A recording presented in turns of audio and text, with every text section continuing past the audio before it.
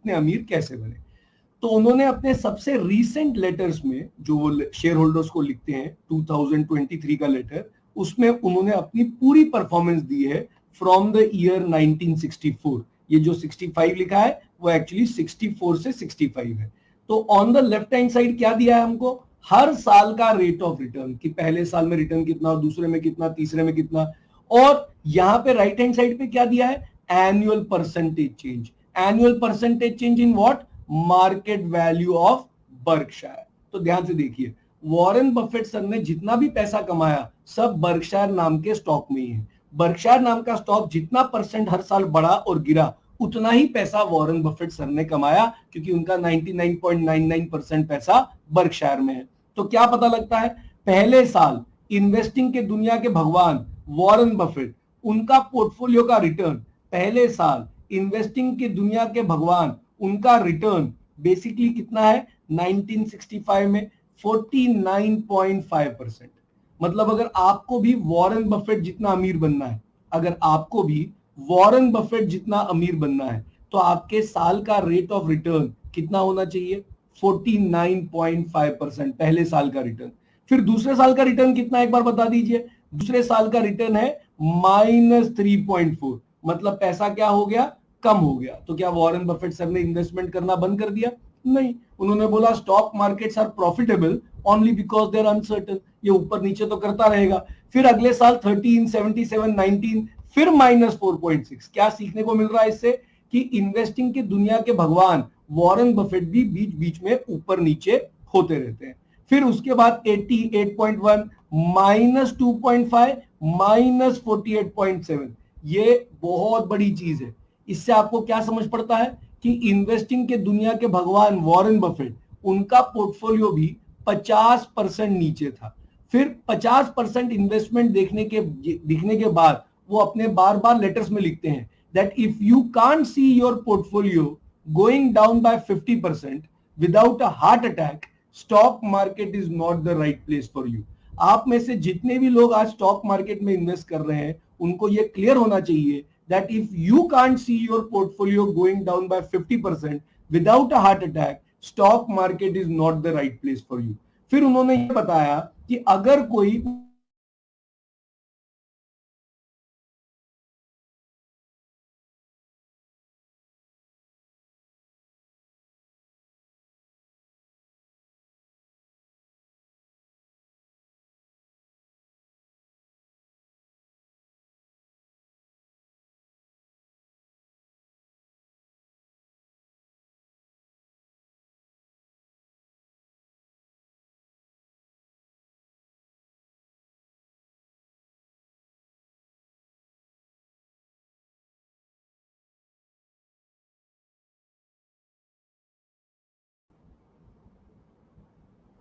check,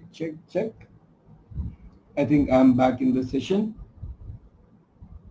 तो मैं अपनी स्क्रीन वापस शेयर कर रहा हूं, and if you can now start seeing me and hearing me, एक बार चैट बॉक्स पे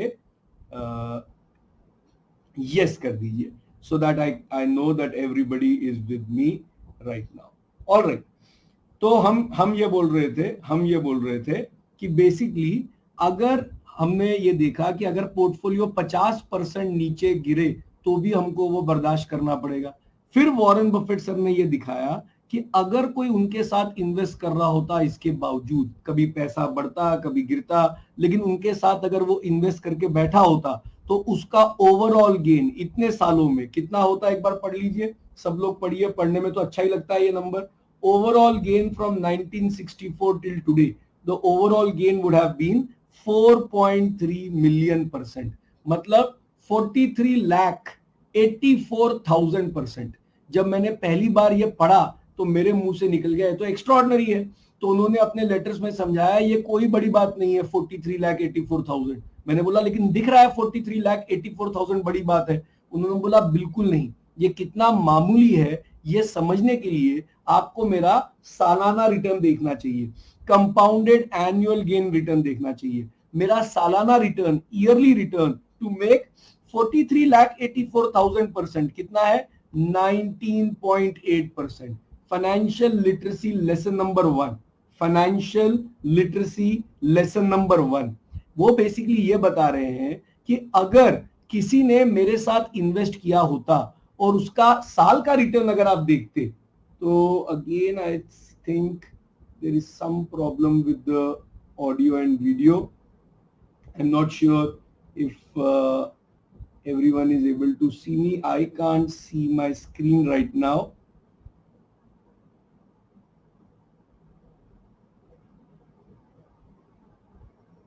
check मैं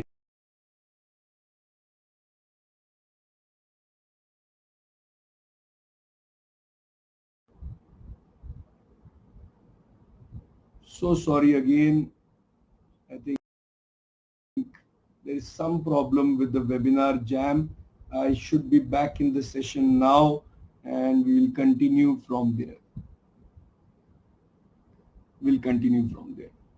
Perfect. All right. तो हम ये बोलने की कोशिश कर रहे थे कि इससे हमको क्या सीखने को मिलता है कि इन्वेस्टिंग की दुनिया के भगवान वॉरेन बफेट, उनका सालाना रिटर्न भी कितना है, 19.8%। इससे बहुत बड़ी चीज सीखने को मिलती है कि बहुत ज्यादा अमीर बनने के लिए बहुत ज्यादा रिटर्न की जरूरत नहीं होती। कम रिटर्न मतलब रीजनेबल रिटर्न भी मिल जाए लंबे समय के लिए, तो कंपाउंडिंग के वजह से वो 19.8% बहुत सालों तक जब मिलता है वो 4.3 मिलियन % बन जाता है। मतलब क्या सीखने को मिला? सबसे पहली चीज सीखने को ये मिली कि अगर किसी को वॉरेन बफेट जितना अमीर बनना है तो उसका साल का रिटर्न कितना चाहिए, 19.8%। लेकिन ये रिटर्न उनको कौन सी करेंसी में मिला? यूएस डॉलर में मिला। अगर आप इंडियन कॉन्टेक्स्ट में वॉरेन बफेट जितना अमीर बनना चाहते हैं तो क्या आप तो आईएनआर में कमाएंगे, तो क्या 19.8% से बात बन जाएगी? नहीं। क्यों नहीं बनेगी? क्योंकि लास्ट 45-50 इयर्स में हर साल रुपी जो है वो ऑन एन एवरेज 4% से डेप्रीशिएट होते गया एज कंपेयर टू डॉलर। तो अगर आप आईएनआर में इन्वेस्ट कर रहे थे और आपको 19.8% यूएस डॉलर में चाहिए था, तो आपको इस 4% के लिए केटर करना था। मतलब इंडियन कॉन्टेक्स्ट में वॉरेन बफेट जितना अमीर बनने के लिए साल का रिटर्न कितना चाहिए? करीब 24% पर एनम। तो इस बात से जितने लोग अभी तक सब मेरे साथ सहमत हैं, ये 24 और 19.8 रुपी डेप्रिसिएशन का जो मैंने 4% का मैंने एक्स्ट्रा लगाया है, अगर वो समझ पड़ गया तो एक बार चैट बॉक्स में करिए यस। मैंने ये बोला कि अगर वॉरेन बफेट जितना अमीर बनना था तो 19.8%, लेकिन ये कौन सी करेंसी में है? यूएस डॉलर में। लेकिन अगर आपको रिटर्न चाहिए आईएनआर में, तो आईएनआर में अगर रिटर्न चाहिए तो आपको रुपी डेप्रिसिएशन को केटर करना है, और उसको अगर आपने केटर किया तो करीब करीब चाहिए 24% पर एनम। अब क्वेश्चन ये है कि वॉरेन बफेट बनने के लिए इंडियन कॉन्टेक्स्ट में 24% पर एनम चाहिए, लेकिन सेंसेक्स निफ्टी ने कितना रिटर्न दे दिया? अब ये बड़ा ही कॉम्प्लिकेटेड क्वेश्चन है कि सेंसेक्स ने कितना रिटर्न दिया। तो मेरे कॉलेज में प्रोफेसर हमेशा बोलते थे ये बहुत डिफिकल्ट आंसर है। क्यों? Because beauty lies in the eyes of beholder. वो बी होल्डर नहीं बोलते थे, बियर होल्डर बोलते थे। और वो क्या बोलते थे? वो बोलते थे सेंसेक्स ने कितना रिटर्न दिया है वो तो डिपेंड करता है आप क्या देखना चाहते हैं। तो कैसे लोग अलग अलग तरीके से झूठ बोलते हैं वो मैं आपको दिखा रहा हूं। जैसे मेरे जैसे लोग क्या दिखाने की कोशिश करेंगे कि सेंसेक्स निफ्टी से बढ़िया कोई रिटर्न है ही नहीं, तो हम कैसे झूठ बोलेंगे? हम ऐसे बोलेंगे, हम बोलेंगे अगर 2020 मार्च में इन्वेस्ट कर दिया होता, जिस दिन हमारी वीडियो आई थी उस दिन तो बहुत जबरदस्त रिटर्न बन जाता। क्यों? क्योंकि हमने कहां से कंपेयर किया? नीचे से कंपेयर किया। या हम बोलेंगे 2008 में इन्वेस्ट कर दिया होता, जिस दिन लीमन क्राइसिस हुआ था, तो रिटर्न बहुत अच्छा होता। जैसे 24 मार्च 2020 वाले दिन निफ्टी की वैल्यू चल रही थी 8000, आज निफ्टी की वैल्यू चल रही है 23,000। कितने साल में चल रही है? इन लास्ट 4.5 ईयर्स में। तो देखिए कितना रिटर्न मिल गया। Equal to rate number of periods कितने साल हुए? 4.25 ईयर्स मान लेते हैं। पीएमटी 0 स्टार्टिंग में हमने इन्वेस्ट किए थे 8000 2020 मार्च में, आज कितने हो गए? 23,000। तो हमारा सीएजीआर कितना हो गया? 28% पर एनम। तो हम जैसे लोग कैसे झूठ बोलते हैं? हम लोग बोलते हैं अगर यहां इन्वेस्ट कर दिया होता तो रिटर्न बहुत ज्यादा होता। लेकिन इसमें गलती क्या है? आपने बॉटम से कंपेयर किया। बॉटम से कंपेयर करेंगे तो रिटर्न अच्छा ही दिखेगा। या 2008 के बॉटम पे कर दिया होता तो कितना अच्छा होता। या 9/11 का जिस दिन अटैक हुआ था और पहला प्लेन टकराया था, दूसरा प्लेन टकराने वाला ही था वर्ल्ड ट्रेड सेंटर पे, वहीं पे अटैक कर दिया होता, इन्वेस्ट कर दिया होता तो बहुत अच्छा रिटर्न होता। तो पहले मैं चाहता हूं आप सब लोग इस पे यस लिखिए ताकि आपको यह समझ पड़े कि हम जैसे लोग कैसे झूठ बोलते हैं। बॉटम से रिटर्न दिखाते हैं और बोलते हैं रिटर्न कितना अच्छा है, लेकिन यह हकीकत नहीं होती। और दूसरे जो झूठ बोलते हैं वो क्या बोलते हैं, वो बोलते हैं अगर 2008 के पीक पे इन्वेस्ट कर दिया होता तो रिटर्न कुछ खास नहीं था, इतना तो गोल्ड ने भी दे दिया। या कई लोग बोलते हैं अगर 2000 के पीक पे इन्वेस्ट किया होता, 2000 के पीक पे इन्वेस्ट कर दिया होता, ये जो 2000 का .com बबल का पीक था, तो रिटर्न 11% के आसपास है, पीपीएफ भी उस टाइम 10-11% दे ही देता। तो आपने नोटिस किया दोनों लोग कैसे झूठ बोल रहे हैं। अगर आप पीक से कंपेयर करेंगे तो रिटर्न कम दिखने वाला है, बॉटम से कंपेयर करेंगे रिटर्न ज्यादा दिखने वाला है। हकीकत इन दोनों के कहीं बीच में है, और वो बीच की ट्रुथ जानने के लिए बेस्ट तरीका होता है कि आप बहुत लंबे समय का रिटर्न कैलकुलेट करें। अगर आप बहुत लंबे समय का रिटर्न कैलकुलेट करेंगे तो पीक पे इन्वेस्ट करने का या बॉटम पे इन्वेस्ट करने का जो बेनिफिट या लॉस है वो एलिमिनेट हो जाता है। जैसे सेंसेक्स 1979 में चल रहा था 100 पॉइंट्स पे, 1979 में 100 पे, आज चल रहा है 2024 में 76,000 पे। कितने साल हो गए? 45 इयर्स। इसका रेट कैलकुलेट करिए, equal to rate number of periods 45 years, PMT 0। Starting में हमने 100 रुपए डाले, फ्यूचर में कितने हो गए? 76,000। बीच में कोई इन्वेस्टमेंट नहीं किया, इसलिए लिखा पीएमटी 0, बीच में कुछ पैसा डाला नहीं। 100 डाले, 76,000 हो गए, और this CAGR is about 16% per annum. But ये पूरी कहानी नहीं है, this is excluding dividend. Excluding dividend मतलब अगर आपने सेंसेक्स इतने लंबे समय के लिए खरीदा है तो महीने के महीने जो आपको डिविडेंड आ रहा है एज ए शेयर होल्डर वो भी आपके अकाउंट में आता। अगर वो डिविडेंड को भी आप इन्वेस्ट कर देते तो 1.5-2% आपका रिटर्न ज्यादा हो जाता और आपका रिटर्न होता 17.5 या 18% per annum including dividend. Including dividend तो क्या समझ पड़ा कि अगर किसी ने सेंसेक्स निफ्टी में इन्वेस्ट किया होता तो उसका रिटर्न होता 17-18% पर एनम। और वॉरेन बफेट बनने के लिए कितना रिटर्न चाहिए था? 24% पर एनम। तो क्वेश्चन क्या था, क्या सेंसेक्स निफ्टी खरीद के हम वॉरेन बफेट जितना अमीर बन जाएंगे? आंसर है नहीं।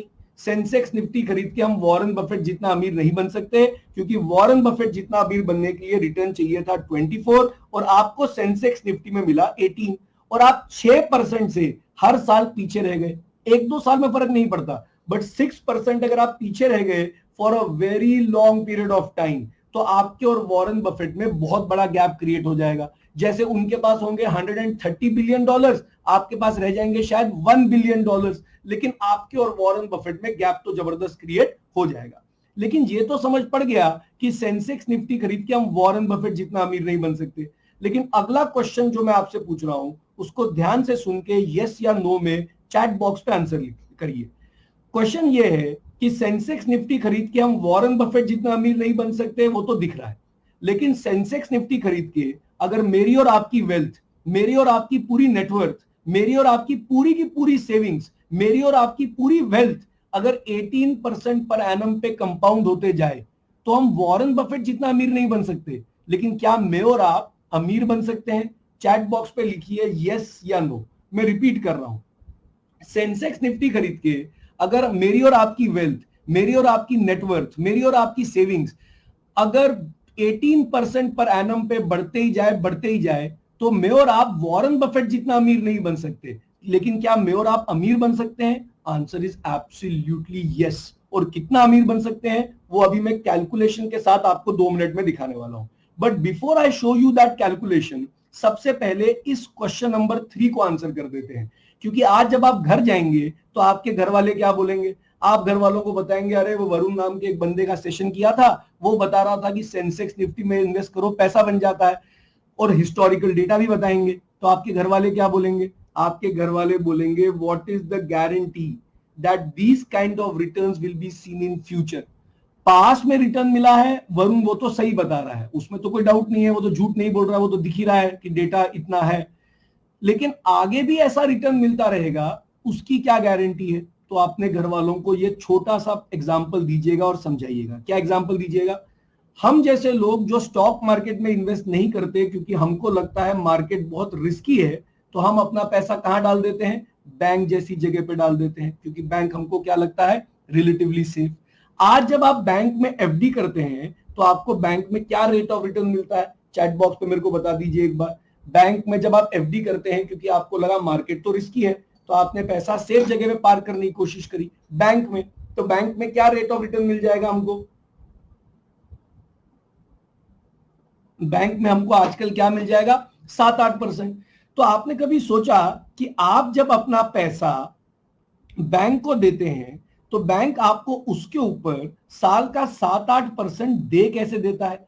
बैंक कहां से कमाता है? इसका आंसर करिए। अगर बैंक में एफडी में हमको 7-8 मिल रहा है, तो आपने जो पैसा बैंक को दिया और बैंक ने वो पैसा आपने पास रखा और उसके ऊपर आपको 7-8% दिया, तो मुझे ये बता सकते हैं बैंक ये 7-8% पैसा कमाता कैसे है? बैंक पैसा कमाने के लिए आपका पैसा जो लिया है उसको आगे लोन पे दे देता है। किस किस को देता है? एजुकेशन लोन देता है, हाउसिंग लोन देता है, इंडस्ट्री को लोन देता है, और ज्यादा किसको देता है? इंडस्ट्री को ही लोन देता है।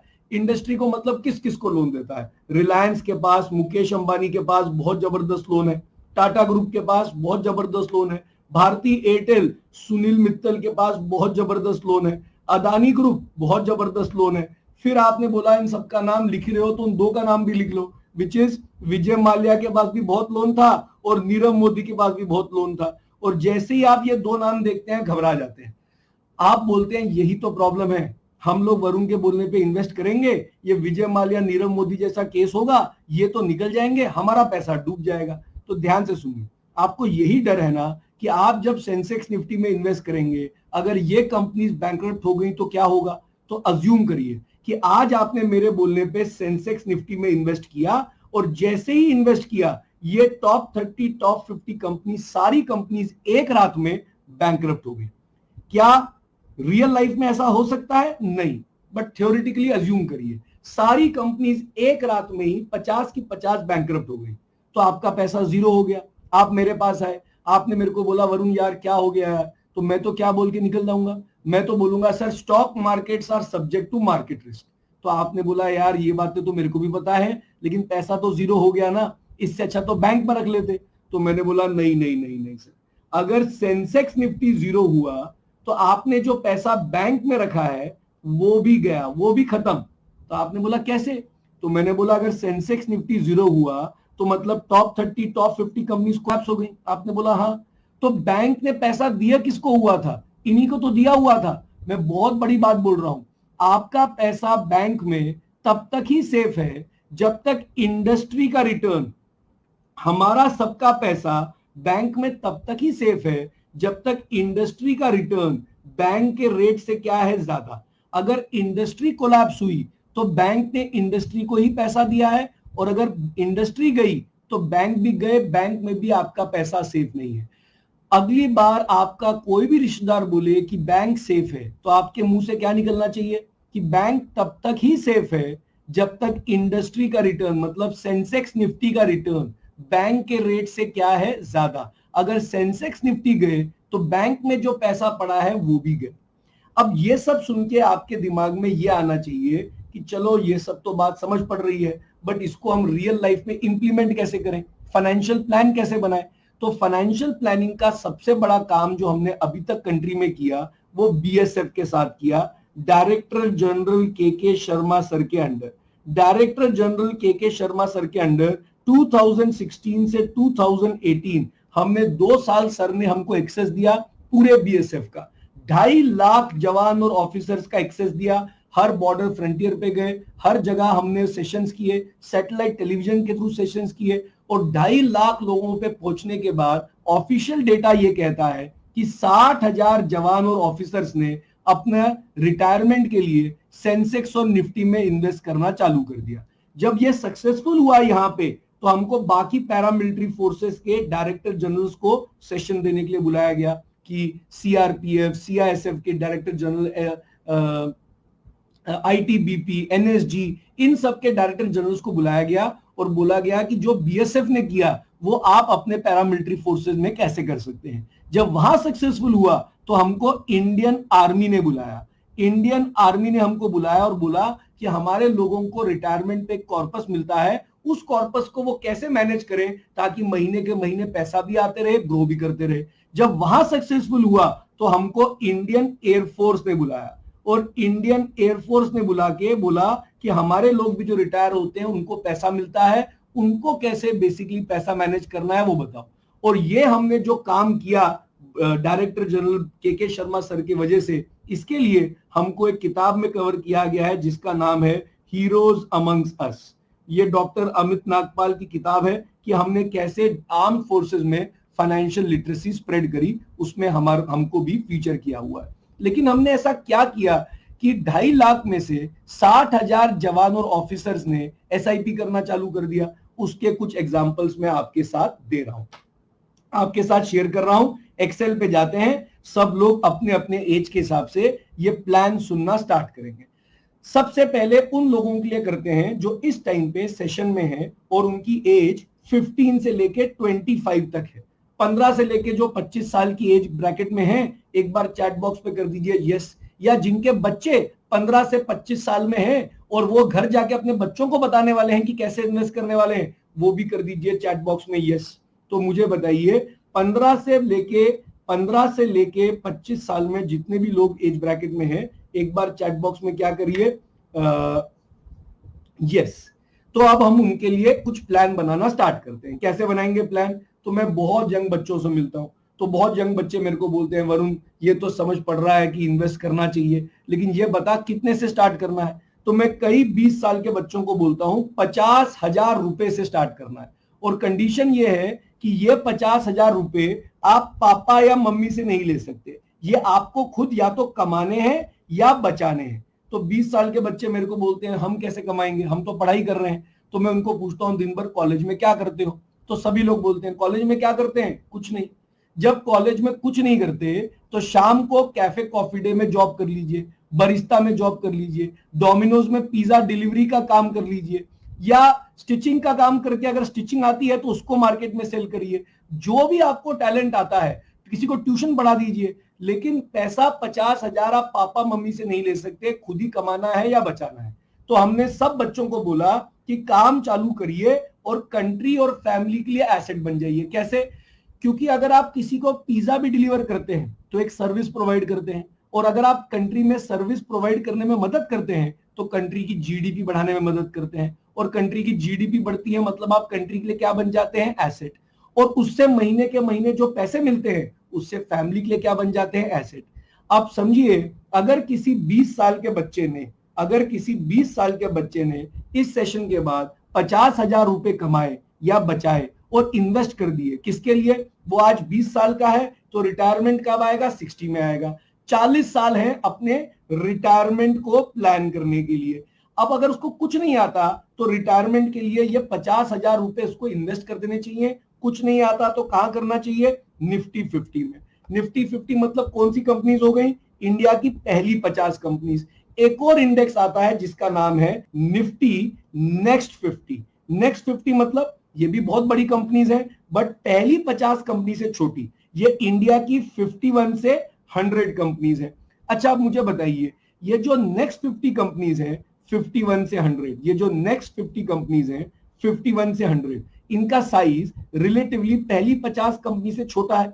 वैसे तो बहुत बड़ी कंपनीज हैं लेकिन पहली 50 कंपनी से छोटी हैं। तो जब नेक्स्ट 50 की कंपनीज बैंक से लोन लेने जाती हैं तो इनको क्या रेट पे लोन मिलता है? मुकेश अंबानी के रेट पे, सेम रेट पे, मुकेश अंबानी के रेट से थोड़े हायर रेट पे, या मुकेश अंबानी से थोड़े लोअर रेट पे? चैट बॉक्स पे जाके मेरी मदद कर सकते हैं, चैट बॉक्स पे जाके मेरे को बता सकते हैं। ये जो नेक्स्ट 50 कंपनीज हैं जब ये बेसिकली लोन लेने जाती हैं तो इनको क्या रेट पे लोन मिलता होगा? मुकेश अंबानी के रेट पे लोन मिलता होगा, मुकेश अंबानी से थोड़े हायर रेट पे लोन मिलता होगा, या मुकेश अंबानी से थोड़े लोअर रेट पे, थोड़ा सा हायर, क्योंकि रिस्क ज्यादा है छोटी कंपनीज में तो लोन भी क्या मिलेगा, हायर। क्योंकि ये हायर रेट पे बोरो करते हैं तो इनका रेट ऑफ रिटर्न भी क्या होता है, थोड़ा सा हायर, बट इनके बंद होने के चांसेस भी क्या होते हैं, थोड़े हायर। इसीलिए देखा गया है कि नेक्स्ट 50 की वोलेटिलिटी, उतार चढ़ाव रिलेटिवली क्या होती है, ज्यादा, बहुत ऊपर नीचे करता है। बट इसका रिटर्न भी, अगर निफ्टी में 17-18% रिटर्न मिला है तो नेक्स्ट 50 का रिटर्न 20-21% हो जाता है। तो नेक्स्ट 50 का रिटर्न भी क्या है, थोड़ा सा ज्यादा। लेकिन जब गिरती है तो नेक्स्ट 50 गिरता भी बहुत बुरी तरह है। और मेरे को लगता है आज क्योंकि मार्केट ऊपर है, अगर मार्केट गिरना स्टार्ट हुई तो नेक्स्ट 50 का फॉल आप में से कई लोग बिना हार्ट अटैक के बर्दाश्त नहीं कर पाएंगे। इसलिए घर जाके नेक्स्ट 50 ट्राई मत करिएगा। लेकिन अगर किसी ने ये सुन के 20 की एज में 50,000 रुपए से इन्वेस्टमेंट चालू किया और गलती से उस पे हर साल उसको 18% का रिटर्न मिल गया, प्लानिंग करते हुए कितनी लेने चाहिए, प्लानिंग करते हुए हम बोलते हैं 15% पर एनम। हमने इसके ऊपर एक बहुत डिटेल वीडियो भी बनाई है। तो अगर कभी भी आपको डाउट हो कि हम निफ्टी में 15 क्यों अज्यूम करते हैं, तो आप वो वीडियो देख सकते हैं हमारे यूट्यूब चैनल पे, Varun Malhotra EIFS, Varun Malhotra EIFS channel पे जाएंगे, वहां पे एक वीडियो है, या नेट पे ऐसे ही यूट्यूब पे सर्च कर लीजिए, Y Nifty will give 15% per annum. हम 15 ही क्यों मानते हैं उसको हमने बहुत डिटेल में समझाया है। सर्च कर लीजिए वाई निफ्टी विल गिव 15% और साथ में लिख दीजिए वरुण मल्होत्रा, तो आपको मिल जाएगा। प्लानिंग करते हुए हम 15% लेते हैं, लेकिन हिस्टोरिकल डेटा कितना रहा है, हिस्टोरिकल डेटा कितना रहा है 18%, इसलिए मैं 18% से ले रहा हूं। तो 50,000 से हमने स्टार्ट किया, 50,000 से हमने स्टार्ट किया और उस पर अगर 18% का रिटर्न मिला तो 50,000 इंटू 1.18 कितना हो जाएगा, 59। कभी कभी 59,000 से ज्यादा, कभी कभी कम। अगर कम हो तो दुखी मत होना क्योंकि बाद में ठीक हो जाएगा, और ज्यादा हो तो खुश मत होना क्योंकि वो भी ठीक हो जाएगा। लेकिन अगर ये 18% पर एनम मिलता ही गया, कितने सालों के लिए, 40 सालों के लिए। 1 से स्टार्ट किया तो कहां तक जाएंगे, 41 तक जाएंगे। 0 से स्टार्ट करते तो कहां तक जाते, 0 तक स्टार्ट करते तो कहां तक जाते, 0 से करते तो हम 40 तक जाते। लेकिन 1 से किया इसलिए हम कहां तक जा रहे हैं, 41 तक जा रहे हैं। तो कोई आप में से गेस करना चाहता है, 50,000 इन्वेस्टेड वंस, एक बार ही इन्वेस्ट करने की बात चल रही है, हर महीने नहीं, हर साल इन्वेस्ट करने की बात नहीं कर रहे। हम बोल रहे हैं 50,000 एक बार इन्वेस्ट किया 40 साल के लिए, और अगर वो 18% पर एनम से बढ़ते गया बढ़ते गया बढ़ते गया, तो जब तक बच्चा 60 साल का होगा, रिटायरमेंट वाले दिन उसके अकाउंट में होंगे 3.75 करोड़। मतलब जितने लोगों को रिटायरमेंट तक 3.75 करोड़ चाहिए, उनको आज कितने से स्टार्ट करना चाहिए, 50,000 रुपए से स्टार्ट करना चाहिए। और जितने लोगों को रिटायरमेंट तक 37.5 करोड़ चाहिए, क्योंकि कई बच्चे क्या बोलने वाले हैं, 3.75 करोड़ में मेरा क्या होगा, मेरे तो बहुत खर्चे हैं, इन्फ्लेशन का क्या होगा, तो हम बोलते हैं 37.5 करोड़ से हो जाएगा। कई लोग बोलते हैं हाँ, कई लोग बोलते हैं ना। जिन लोगों ने हाँ बोला उनको क्या समझना है, अगर रिटायरमेंट तक 3.75 करोड़ चाहिए तो कितने से स्टार्ट करना है, 50,000 रुपए से। और अगर रिटायरमेंट तक 37.5 करोड़ चाहिए तो कितने से स्टार्ट करना है, रिटायरमेंट तक 37.5, इन्फ्लेशन अभी कंसिडर करने वाला हूं राहुल सर में। रिटायरमेंट तक 37.5 करोड़ चाहिए तो चैट बॉक्स पे आंसर करिए कितने से स्टार्ट करना चाहिए। 3.75 चाहिए तो 50,000 से स्टार्ट करना है।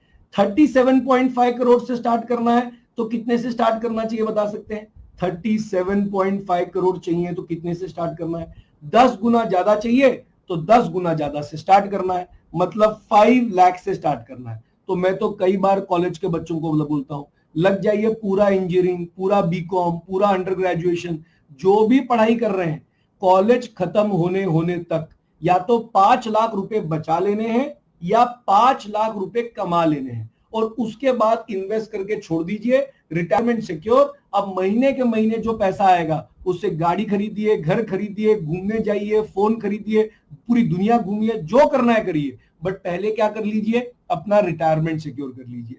ये तो किनके लिए हो गया, जो बहुत यंग है, 15, 20, 25 साल के हैं, उनके पास कंपाउंडिंग के लिए टाइम क्या है, बहुत ज्यादा है, और उन्होंने पहला पैसा भी कुछ कमा लिया है। अब ऐसे कितने लोग हैं आप में से जिनके घर में बच्चे बहुत छोटे हैं, मतलब 0 से लेके 5 साल की एज में बच्चे, children, grand children, nieces, nephews, एक बार चैट बॉक्स पे यस कर दीजिए। जितने भी लोग जिनके घर में बच्चे बहुत छोटे हैं उनके लिए प्लान बता रहा हूं। क्या प्लान है, मैं जब छोटा था तो मैंने अपने घर में रूल बनाया था, जब भी मेरे दोस्तों के यहाँ, रिलेटिव्स के यहाँ बच्चा होता था, मैं वहां पहुंच जाता था और बच्चे की फोटो खींचता था, फिर कार्ड बनाता था, उस पर लिखता था कॉन्ग्रेचुलेशन टू नाना, दादा, मामा, चाचा, सबको कॉन्ग्रेचुलेशन। और जब कार्ड देने पहुंचता था, सबके चेहरे पे स्माइल आ जाती थी। जैसे ही सबके चेहरे पे स्माइल आती थी तो मैं बोलता था आप कुछ बच्चे को गिफ्ट विफ्ट देंगे? तो लोग बोलते थे क्यों नहीं देंगे, जरूर गिफ्ट देंगे। तो मैं बोलता था जब भी गिफ्ट देने आए कार्ड के पीछे पढ़ के आइएगा, जब भी गिफ्ट देने आए कार्ड के पीछे पढ़ के आइएगा। और कार्ड के पीछे मैंने बड़े बड़े अक्षरों में लिख दिया था, in gift we only prefer cash. हम गिफ्ट में सिर्फ कैश प्रिफर करते हैं, हम गिफ्ट में कोई टॉय वॉय प्रिफर नहीं करते, कोई कपड़े वपड़े प्रिफर नहीं करते, हमको गिफ्ट में सिर्फ क्या चाहिए, कैश, और कुछ भी नहीं चाहिए। तो कितना कैश? 50,000 रुपए, एक आदमी से नहीं, नाना, मामा, दादा, चाचा सब मिला के 50,000, और वो भी कम रह जाए तो आप मिला देंगे और 50,000 कर देंगे। टोटल बच्चा पैदा होने पे 50,000। बच्चा आज पैदा हुआ है, उसकी एज क्या है? 0। रिटायर कब होगा? 60 की एज में।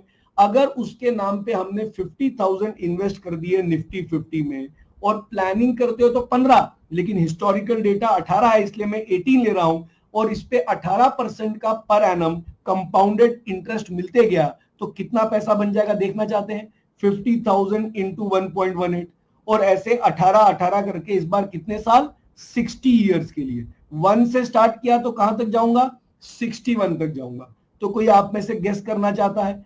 50,000 invested once, not every year, not every month, एक बार जो हमने 50,000 इन्वेस्ट किया for 60 years, compounded at a rate of 18% per annum. कोई आप में से गेस करना चाहता है ये कितना पैसा बन जाएगा? This number will become an astonishing 50,000 invested once. This number will become an astonishing 102 crores, 102 crore. तो मैं हर सेशन में ये बताता हूं, मेरे घर में बहुत डिस्कशन है, मेरी वाइफ को भी बहुत गुस्सा आता है, तो मेरी वाइफ बोलती है क्या 102 करोड़, 102 करोड़? ये 102 करोड़ तो तब है ना जब बच्चा कितने साल का हो जाएगा? 60 साल का हो जाएगा। तब तक इन्फ्लेशन का क्या, महंगाई का क्या? 102 करोड़ की पावर 102 करोड़ रहेगी नहीं। तो हिसाब लगा लेते हैं इन्फ्लेशन का क्या होगा। आरबीआई बार बार बोलती है that the comfortable range for inflation, जो महंगाई इन्फ्लेशन की कंफर्टेबल रेंज है, दैट इज 4% प्लस और माइनस 2%। मतलब अगर महंगाई 6% से ज्यादा हो जाए, अगर महंगाई 6% से ज्यादा हो जाए तो आरबीआई क्या हो जाती है? अनकंफर्टेबल। और आरबीआई बोलती है महंगाई ज्यादा हो गई, इसको नीचे लेके आओ। उसके लिए वो क्या करते हैं? इंटरेस्ट रेट्स को ऊपर ले जाते हैं, अप कर देते हैं। क्योंकि इंटरेस्ट रेट ज्यादा हो गए तो लोन महंगे हो जाते हैं, लोग कम लोन ले पाते हैं, लोन कम लेते हैं तो सामान कम खरीद पाते हैं, डिमांड कम हो जाती है, और इन्फ्लेशन भी नीचे आ जाता है। और अगर इन्फ्लेशन 2% से नीचे चले जाए तो आरबीआई फिर अनकंफर्टेबल हो जाती है। अगर 2% से नीचे चले जाए तो आरबीआई इंटरेस्ट रेट्स को नीचे कर देती है, लो कर देती है, जिससे लोन क्या हो जाते हैं? सस्ते। लोग ज्यादा लोन लेते हैं, ज्यादा सामान खरीदते हैं, चीजों की डिमांड बढ़ जाती है, महंगाई भी बढ़ जाती है। तो आरबीआई महंगाई को 4% के आसपास रखने की कोशिश करेगी। तो अज्यूम कर लेते हैं कि बच्चे के पास होंगे तो 102 करोड़, लेकिन हर साल महंगाई 6% से बढ़ रही होगी, हायर साइड पे अज्यूम कर लेते हैं। तो आज जो चीज 1 रुपए की है वो अगर 6% से बढ़ते गई तो एक साल बाद 1 रुपए 6 पैसे की हो जाएगी। और अगर ये 6% से बढ़ते ही गई, कितने सालों के लिए? 60 सालों के लिए। तो जब तक बच्चा 60 साल का होगा और उसके पास 102 करोड़ होंगे, इन्फ्लेशन, महंगाई would have gone up by 32.98 times. महंगाई 32 गुना बढ़ गई होगी। मतलब बच्चे के पास 102 करोड़ तो होंगे, लेकिन 102 करोड़ की जो बाइंग पावर है वो 32.98 टाइम से क्या हो जाएगी? कम हो जाएगी। और उस टाइम पे बच्चा 102 करोड़ से उतना अमीर महसूस करेगा जितना आज आप कितने पे महसूस करते हैं? जितना आज आप करते हैं 3.11 करोड़ पे, जितना आज आप करते हैं 3.11 करोड़ पे। बट सोचिए आज किसी को रिटायरमेंट पे 3.11 करोड़ दे दें तो अच्छा खासा अमाउंट है। उसके लिए आज बच्चा पैदा होने पे कितना इन्वेस्ट करना है? 50,000 रुपए। आज का 50,000 लगाइए और उसके रिटायरमेंट पे आज का 3 करोड़ रुपए ले जाइए। जिनको रिटायरमेंट पे आज का 6 करोड़ देना है वो 1 लाख से स्टार्ट करिए, जिनको 12 करोड़ देना है वो 2 लाख से स्टार्ट करिए। ये हमारी कंट्री का सोशल सिक्योरिटी प्लान बन जाएगा। मतलब जब बच्चा बड़ा होगा उसके ऊपर कोई वो सब्सिडी पे, गवर्नमेंट पे, किसी पे डिपेंडेंट नहीं होगा। हम तो सरकार को बार बार बोल रहे हैं एक रूल बनाइए, जब बच्चा छोटा होता है फादर मदर को पहले 3 साल के लिए इन्वेस्ट करने का मौका दीजिए और उस पर टैक्स ब्रेक दीजिए, टैक्स की छूट दीजिए। और अगर उन्होंने इन्वेस्ट किया पहले 3 साल, जब बच्चा पैदा हुआ उसमें 60 साल का लॉक इन लगाइए। जब बच्चा बड़ा होगा ना वो गवर्नमेंट पे, सब्सिडी पे, पेरेंट्स पे, बच्चों पे, किसी पे डिपेंडेंट नहीं होगा। ये हमारी कंट्री का सोशल सिक्योरिटी प्लान बन सकता है। लेकिन अब आपके मन में क्या क्या आएगा? आप बोलेंगे अरे यार ये तो उसने बता दिया कि जो यंग लोग हैं, जिनके बच्चे छोटे हैं, वो कैसे इन्वेस्ट करें। मैं तो अभी खुद 30-40 इयर्स के आसपास चल रहा हूं या साल